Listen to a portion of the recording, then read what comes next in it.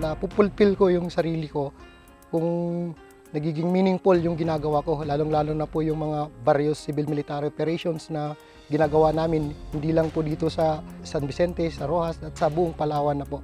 Yung epekto nito, yung impact nito sa community, yun po yung nagiging fulfillment ko po. I was able to help mitigate the threat of the communist terrorist group by conducting a community-based program. The truth is the true propaganda. Kumbaga, in-educate natin sila, tinutulungan, pinapakita natin sa kanila na tayong nasa gobyerno ay handa tayong tumulong na ma-alleviate ang kanilang buhay. Aking pag-asa ay maibigay sa aking mga anak ang pinakamahusay na may papakita ko sa kanila. At ito po ay magagawa natin sa pamamagitan ng team na pagtupad ko po sa aking tungkulin para sa aking bayan.